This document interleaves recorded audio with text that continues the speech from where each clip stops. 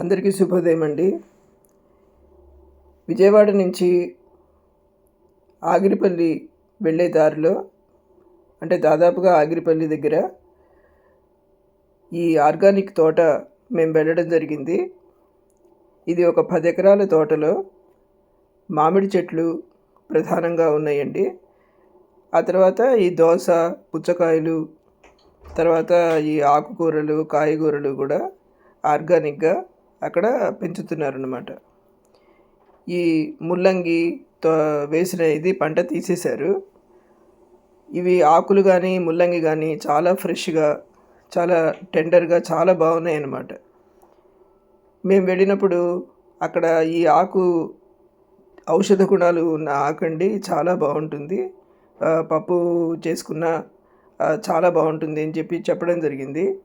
అది వాళ్ళు మాకు అంత ఐడియా లేదండి అన్నారు. అంటే పని వాళ్ళు ఉన్నారు అక్కడ. ఆయన ఓనరు వచ్చి, మీరు ఇలా అనుకున్నారు కదమ్మా అని చెప్పినని అవి తీసుకొచ్చి ఇచ్చారు మాకు. ఈ విధంగా మేము రాగానే ఈ ఆకు శుభ్రంగా నీళ్ళల్లో కడిగి ఒక కాటన్ క్లాత్ మీద రాత్రంతా ఇలాగ ఆరబెట్టేసేయాలండి. హై స్పీడ్ ఫ్యాన్ పెట్టి ఆరబెట్టేస్తే ఏంటంటే మంచి పొడి పొడిగా డ్రై అయిపోతుంది అన్నమాట ఆకు తెల్లారేపాటికి. అప్పుడు దాన్ని సన్నగా తరిగి ఈ ఆకు ఒకరోజు ఇంట్లోనే నీడలోనే ఆరబెట్టేసుకోవాలి. అలాగే నేను ఆరబెట్టానండి.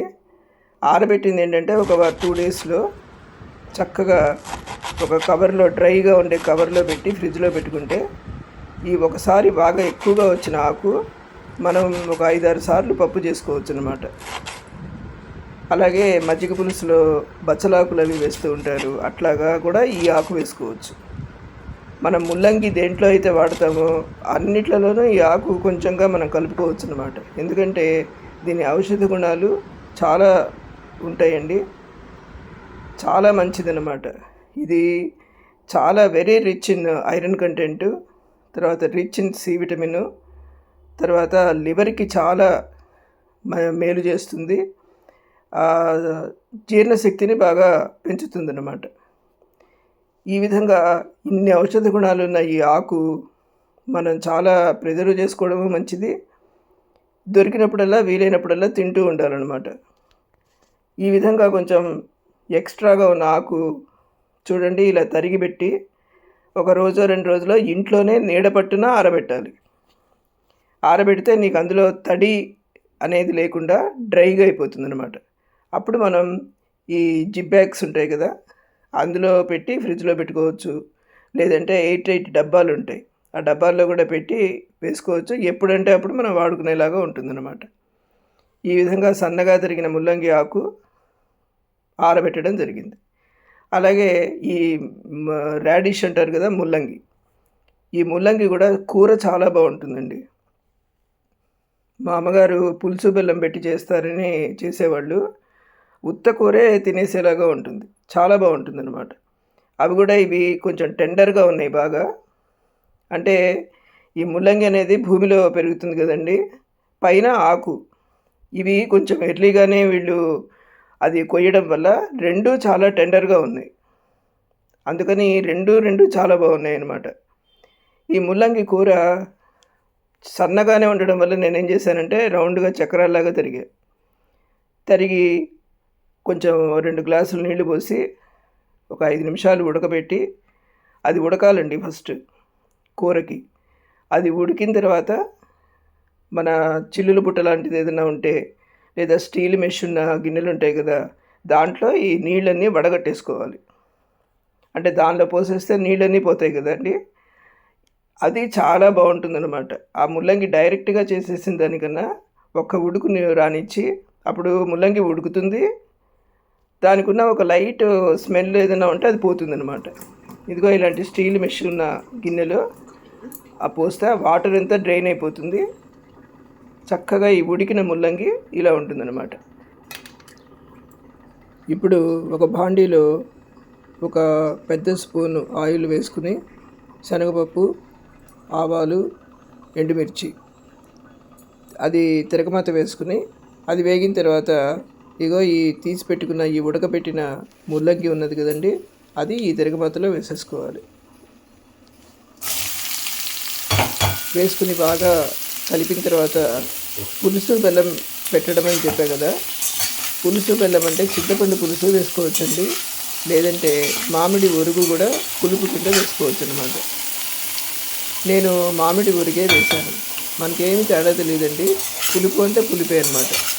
నేను సంవత్సరానికి సరిపడా ఈ మామిడి ఒరుగు అనేది చేస్తూ ఉంటాను, దానివల్ల నేను ఎక్కువ మామిడి ఒరిగే వాడుతాను.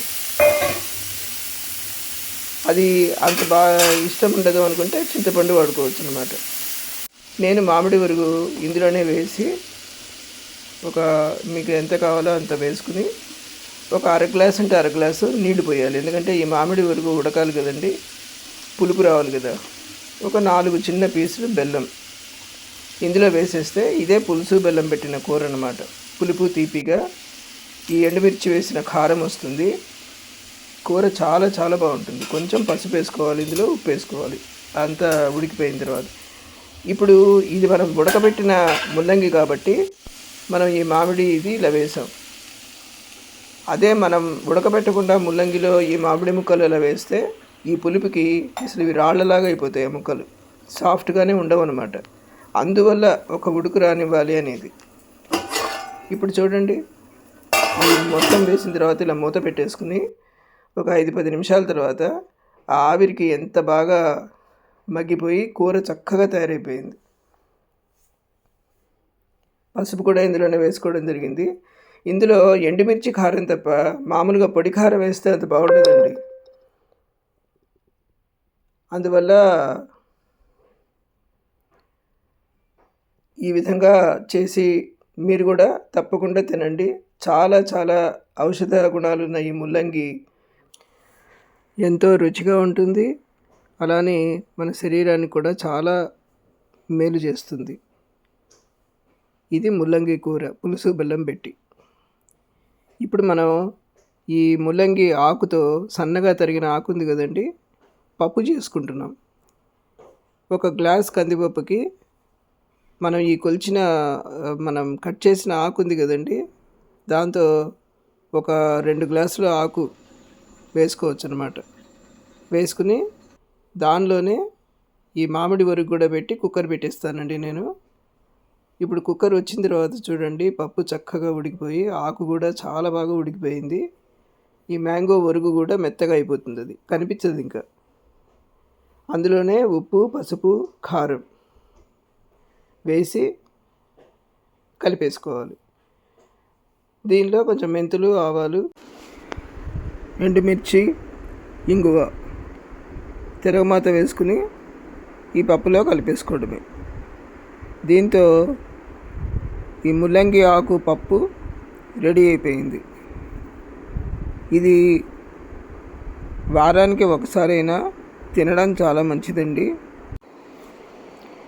ఇది చాలా విటమిన్స్ కలిసి ఉండడం వల్ల రక్తహీనత లేకపోతే ఒక విటమిన్ డెఫిషియన్సీ అనేది అలాంటివి రాకుండా మనం తీసుకునే మంచి ఆహారమే మనకి ఒక రక్షణ కవచంగా పనిచేస్తుందన్నమాట.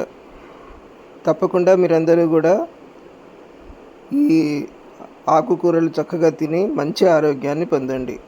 ఈ పప్పు వేడివేడి అన్నంలో చక్కగా నెయ్యి వేసి తింటే చాలా చాలా బాగుంటుంది. పిల్లలు కూడా చక్కగా ఇష్టపడి తింటారు. ఇది పుదీనా ఆకండి. ఇది కూడా చాలా ఔషధ విలువలు కలిగిన ఒక ఆకు అన్నమాట. ఇది మనం తినడం ద్వారా పొట్ట యొక్క ఉబ్బరం, గ్యాస్ట్రిక్ ప్రాబ్లమ్స్, తర్వాత బాగా అజీర్ణంతో బాధపడేవాళ్ళు ఈ ఆకు ఉపయోగించి పచ్చడి చేసుకుని తినడము, పుదీనా రైస్ లాగా చేసుకుని తినడము తింటే ఫ్రీక్వెంట్గా తింటూ ఉంటే ఈ ప్రాబ్లమ్స్ నుంచి బయటపడతారండి. అంటే కడుపుకి చాలా మంచిదన్నమాట. ఈ పొట్ట ఉబ్బరం అలా ఉన్నవాళ్ళు కొంచెం కొంచెంగా దీన్ని ఆహారంలో చేర్చుకోవడం వల్ల ఈ ప్రాబ్లం అనేది చాలా తగ్గిపోతూ వస్తుందన్నమాట. అందువల్ల ఇది కూడా అంతేనండి, వారానికి ఒకసారైనా మన ఆహారంలో చేర్చుకోదగ్గ ఆకు మార్కెట్లో మనకి ఇప్పుడు మంచిగా దొరుకుతున్నదండి. ఒక పెద్ద కట్టమని మనం తీసుకుంటే దాన్ని ఆకు మాత్రమే మనం ఉపయోగిస్తామన్నమాట. ఆకు ఒలుచుకుంటే కొంచెంగా అవుతుంది. అందువల్ల మనకి ఎంత క్వాంటిటీ పచ్చడి కొంచెం ఎక్కువ కావాలి అంటే దానికి తగ్గట్టుగా ఒక 2-3 కట్టలు తీసుకుంటే మనకి కొంచెం ఎక్కువ క్వాంటిటీ వస్తుంది. లేదా మనం తినేవాళ్ళు 2-3 ఉన్నారంటే ఒక కట్ట సరిపోతుంది అన్నమాట, పెద్ద కట్ట. అట్లాగే తీసుకుని ఆకు ఒలిచి ఇలా పెట్టుకోవడం జరిగింది. ఇది రాత్రి శుభ్రంగా కడిగేసేసి ఈ చిల్లుల బుట్టలో పెడితే వాటర్ అంతా డ్రైన్ అయిపోయి చక్కగా పొడి పొడిగా వచ్చేస్తుంది అన్నమాట ఆకు. అది మనం పొద్దున పచ్చడి చేసుకోవచ్చు. పుదీనా పచ్చడి చాలా చాలా రుచిగానే ఉంటుంది. అలానే మనకి ఎంతో మంచి ప్రయోజనం కలిగే ఒక పుదీనాకు అన్నమాట ఇది. దీన్ని నేను పచ్చడి చేయడం జరిగింది. అది ఎట్లాగో చూద్దాం. ముందర ఒక బాండీలో నూనె వేసుకుని మెంతులు, ఆవాలు, కొంచెంగా శనగపప్పు, ఎండుమిర్చి, ఇంగువ, దీనికి కూడా తిరగమాత ఇదే.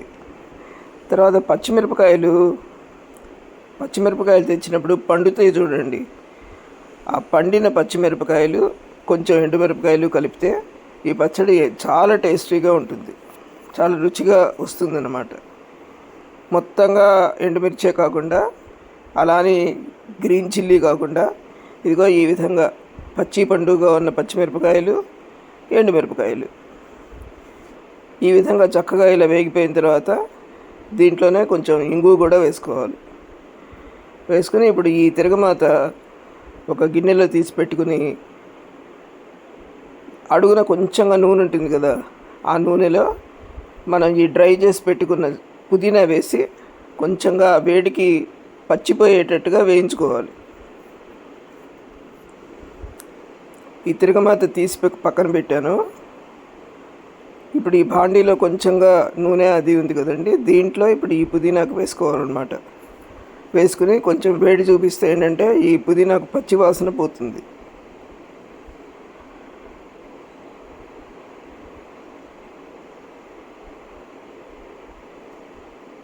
అంతే, ఆ వేడి చూపించినట్టుగా అన్నమాట.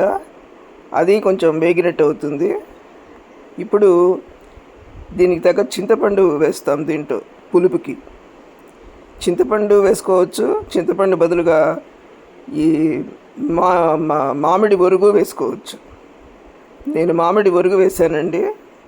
అంటే ఒక చిన్న గిన్నెలో ఒక పావు గ్లాసు నీళ్లు పోసి ఈ మామిడి ఒరుగు ఉడకబెట్టుకోవాలి ఫస్ట్. ఎందుకంటే ఒరుగు కొంచెం మెత్తబడాలి కదా, పప్పులో అయితే ఉడికిపోతుంది, కానీ ఇది పచ్చడి కాబట్టి కాస్త ఉడకబెట్టుకోవాలి. ఆ ఉడకబెట్టిన వేడి నీళ్ళు ప్లస్ ఈ వేయించిన ఆకులో కలుపుకోవాలన్నమాట. ఇది చూడండి చక్కగా ముద్దలాగా వచ్చేసింది.